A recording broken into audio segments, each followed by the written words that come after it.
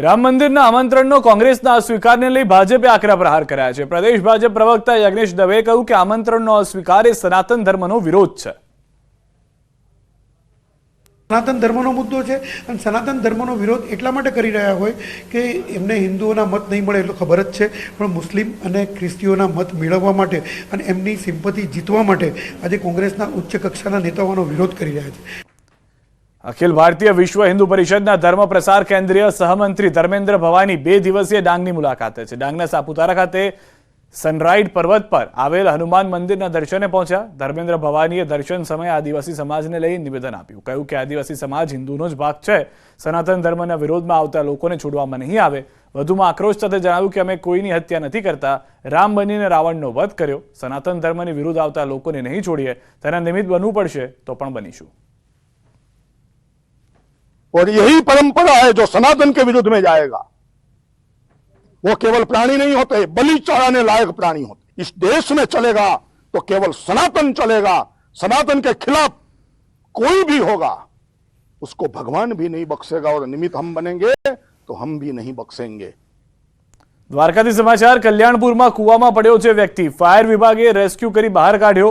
કૂવામાં રાખેલો પોલ તૂટતા બની હતી ઘટના। પગ અને માથાને ભાગે ઈજા પહોંચી છે। વ્યક્તિ ડૂબવા જઈ રહ્યો હતો, એ દરમિયાન જ રેસ્ક્યુ કરી લેવામાં આવ્યું છે। ફાયર વિભાગની ટીમ તુરંત ત્યાં આગળ પહોંચી ગઈ હતી અને જે વ્યક્તિ કૂવામાં પડ્યો હતો તેને સુરક્ષિત બહાર કાઢ્યો હતો, પરંતુ ઈજાગ્રસ્ત વ્યક્તિને હાલમાં સારવાર માટે હોસ્પિટલ ખસેડવામાં આવ્યો છે। વડોદરાથી સમાચાર। નર્મદા કેનાલમાં તણાયો છે યુવક, પૂજાપો પધરાવા જતા લપસી ગયો પગ। 5 કિલોમીટર દૂરથી મળ્યો છે યુવકનો મૃતદેહ। ગૌરવા પંચવટી નર્મદા કેનાલની આ ઘટના હોવાની જાણકારી છે।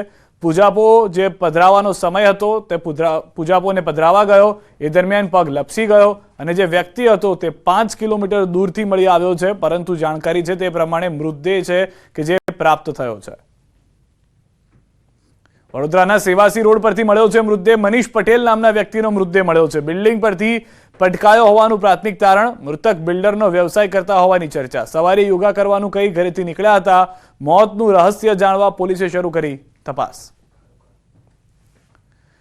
વડોદરામાં કરજણ સાધલી માર્ગ પર કારને અકસ્માત નડ્યો। સદનસીબે દુર્ઘટનામાં કોઈ જાનહાની નથી થઈ, પરંતુ કારમાં સવાર પરિવારના સભ્યો ઇજાગ્રસ્ત થયા। કરજણ સાધલી માર્ગ પર જીથરડી ગામના પાટિયા નજીક કાર ચાલકે સ્ટીયરિંગ પરથી કાબુ ગુમાવતા કાર ધડાકાભેર વીજ પોલ સાથે અથડાઈ, બાદમાં કાર પલટી ગઈ। કારમાં સવાર પરિવાર કુબેર ભંડારી મંદિરે દર્શનાર્થે આવ્યા।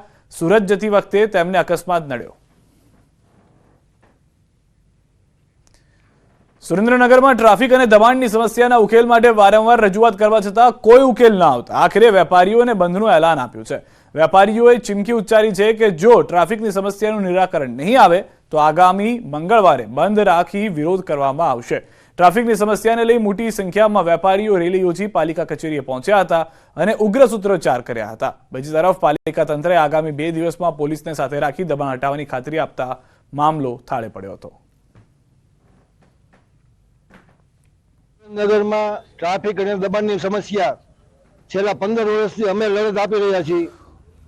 આ સમસ્યા ગંભીર છે, શહેરના મુખ્ય માર્ગ ઉપર છે। ધારો કે શહેરનું નાક કહેવાય, મેઇન રોડ, વિઠ્ઠલ પેસ રોડ, ધવાડ રોડ, ટાંકી ચોક, આ બધા રોડ ઉપર એટલા બધા ટ્રાફિકના દબાણના પ્રશ્નો છે। હવે વારંવાર રજૂઆત કરી કલેક્ટર સાહેબને, નગરપાલિકાને, ટ્રાફિક પોલીસને અને જિલ્લા પોલીસને, પણ તમે બધા ખો આપે છે, રાજ રમત રમે છે।